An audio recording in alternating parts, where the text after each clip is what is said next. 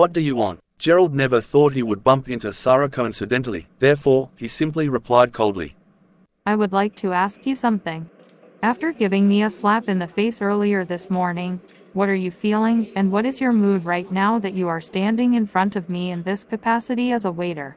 Sarah asked bitterly. Sarah felt a lot of regrets and resentments in her heart after getting a slap in the face. She was also very embarrassed because of how Gerald had outdone her. These emotions had been troubling Sarah for the whole day. She just could not wait to take revenge on him. Gerald replied as he smiled bitterly. I do not feel anything at all. Just speak up now if you have anything you want to say. I am busy. Ha ha ha. Busy my ass. Gerald, go. Bring me a napkin. Sarah replied as she pointed at a napkin box at the side. You are a waiter now, so you should serve your customers well. Otherwise, I am going to complain about your attitude to your manager. Sarah continued her endless chattering. Gerald was also starting to feel a little frustrated. However, he felt that what she said made sense. After all, he was indeed a waiter now. Thus, he picked a napkin before he handed it over to her. I don't want it. My shoes are dirty.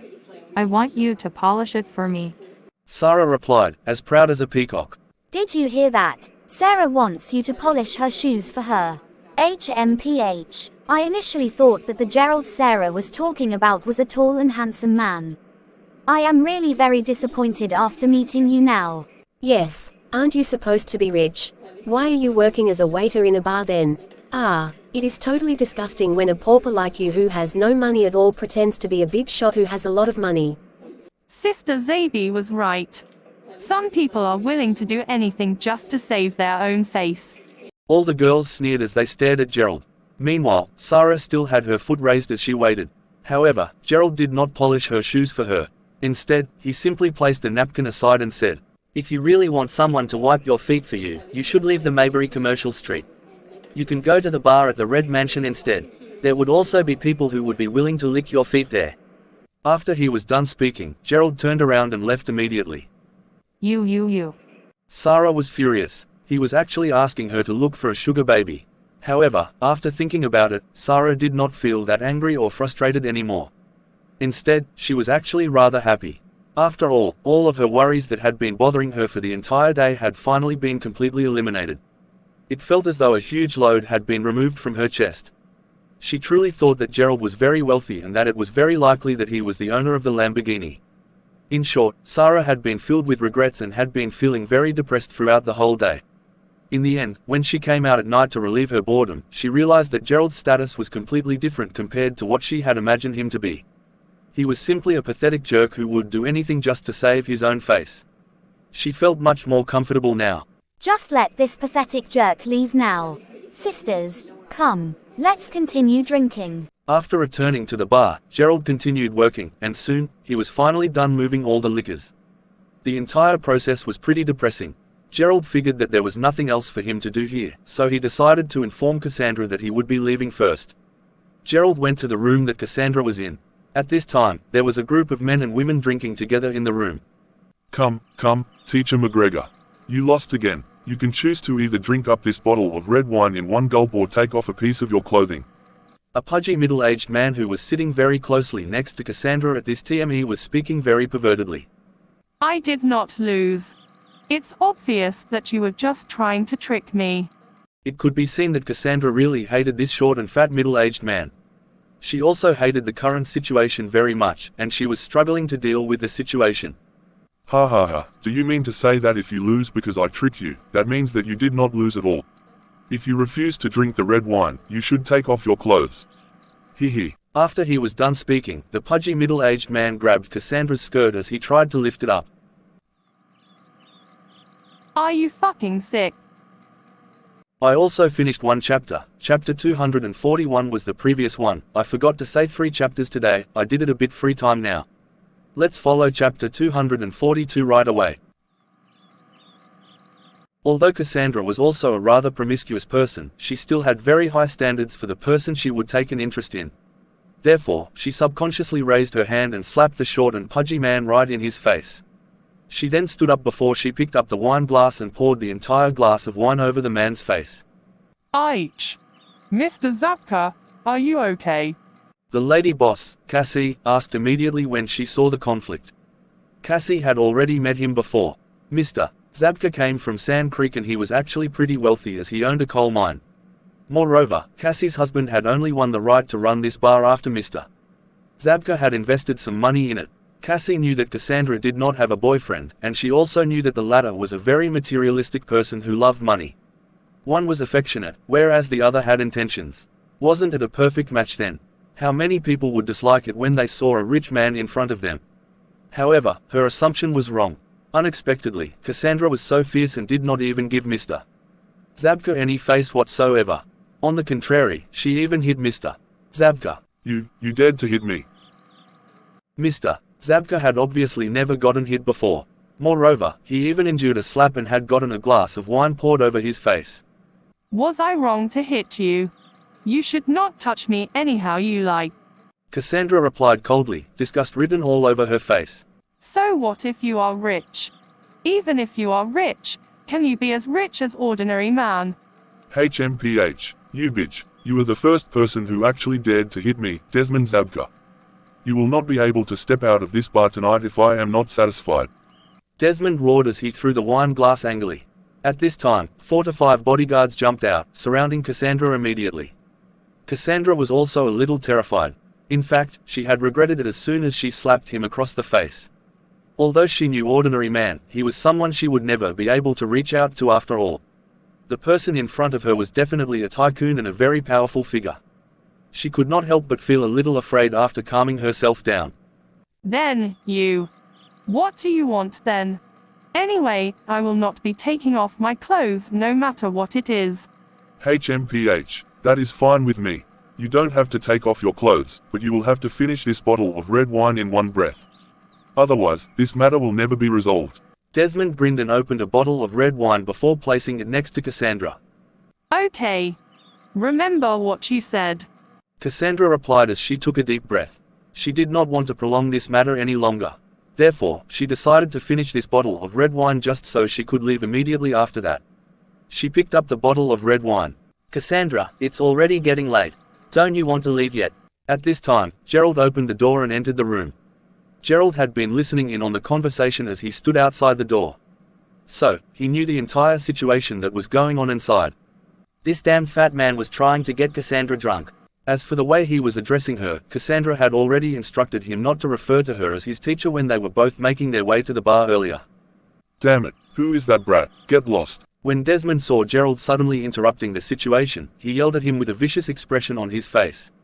Gerald replied casually, "Well, I came here with Cassandra today, so I was thinking of going back with her." Gerald was not pretending to be benevolent. However, he felt that he would also be very dissatisfied if someone took advantage of Cassandra just like that. It would simply be too advantageous for the other party. Even if someone was to take advantage of Cassandra, it should be him instead. In short, Gerald did not want to leave Cassandra here any longer. Damn it, I think that you must be really tired of living. Men, come and drag him out of this place now. Desmond tore his shirt open, exposing the tattoos on his chest. At this time, 2 or 3 bodyguards came forward to grab Gerald. Wait a minute. Gerald, you can go out first and wait for me. This is my car key. I will leave after I finish this bottle of red wine. You can start the car and wait for me outside the entrance of the bar. Cassandra said as she looked at Gerald. After all, Gerald already had a driver's license now. She could just let him drive her later. Gerald nodded and agreed immediately. After all, the lady boss was still here, and it seemed as though she had a very good relationship with Cassandra. Therefore, he felt that she would not allow Cassandra to suffer any losses just like that. Gerald left after taking the car key. Shortly after Gerald stepped out of the bar, 2 bodyguards had already followed Gerald into the parking lot under Desmond's command. Okay, that's the end of chapter 242. Finally, we're at the last chapter 243. Please edit 1 chapter, I'll reach 5 hours. How about 3 chapters? I did it for almost a day. I kept thinking when I was doing it, it's like this, it's hard to edit anime, ha ha ha. As Gerald was heading down to the parking lot, he had already noticed that he was being followed. It was 2 bodyguards who were dressed in black and had sunglasses on. Gerald knew what they were here for. Desmond must have instructed them to follow him. Gerald knew that he would not have the strength and ability to fight these 2 men. After all, it seemed as though these 2 men were very skilled at fighting. At this moment, Gerald secretly sent a text message to Flynn asking him to come over immediately. Young man, stop right there. The two men suddenly yelled out loud, just as Gerald was about to get into the car. What is the matter? How can I help you? Gerald asked knowingly. What is the matter? You are truly a very ignorant young man. Let me tell you, if you are smart enough, you will just follow us somewhere obediently. We will naturally let you go after our boss is done with whatever he wants to do. You will suffer less that way. If you don't, we'll break your legs today. The two bodyguards stared at Gerald as though he was just a fool. This young kid looked very reckless and impetuous. They could already judge that he would not have any skills at all. Both of them originally thought that they would have to teach Gerald a lesson. However, looking at him now, they felt as though they could easily subdue him with their words alone. Alas, the two bodyguards could not help but feel a little depressed. They had been ordered to come down and keep an eye on this kid, whereas their other brothers could follow their boss around. Judging by their boss's perverted character, after he was done fooling around with that woman, he might even ask his brothers to enjoy the woman too. They were really missing out. After all, both of them had already seen Cassandra themselves. She was truly very beautiful. At this time, Gerald simply smiled bitterly as he said, Break my legs. You probably have to think twice first. Damn it, stop talking so much nonsense. Get into the car and follow us to the suburbs now. One of the bodyguards pushed Gerald, and all of them got into Cassandra's car. As this was an underground parking lot, there was a dedicated car elevator at this place. Gerald did not say anything because he knew that about 5 to 6 minutes had already passed by. This bar was located not too far away from the Emperor Karaoke Bar. This meant that Flynn and his men should be arriving soon. Slam! The car elevator sounded at this time, and the car elevator door opened. Hurry up, drive in and then. One of the bodyguards spoke coldly before he suddenly stopped mid-sentence. After that, he opened his eyes wide as he looked right into the car elevator. At this time, there were countless people dressed in black standing in the car elevator with knives and poles in their hands. The bodyguard could only stare at the situation in front of him in a daze. Fuck, what is happening? The two bodyguards were both dumbfounded. At this time, footsteps started sounding at the entrance of the underground parking lot. In no time, a large group of people had started surrounding them. There were definitely no less than 100 people in this battle. Flynn's eyes swept across the three men in the car coldly. Leader, what does this mean? Should we tell the boss about this matter? This is Mayberry Commercial Street. It seems as though these men are coming for us. The two bodyguards were terrified. Yes, we should get out of the car and ask them what is happening first. I doubt they would dare to break the unspoken rules anyway. Both of them hurriedly got out of the car. Gerald also stepped out of the car with a wry smile on his face. Greetings, Mr. Crawford. Flynn immediately bowed and greeted Gerald as soon as he saw him. At the same time, more than 100 people also spoke up. The loud and clear voices in the underground parking lot were almost deafening. Both of the bodyguards were almost paralyzed in fright. Crawford, Mr. Crawford. The bodyguards looked at Gerald at this moment, with a horrified look on their faces. Wasn't he just a waiter? Heists, it's finally over. See you again in our next video guys. Don't forget to subscribe, like and share. Bye.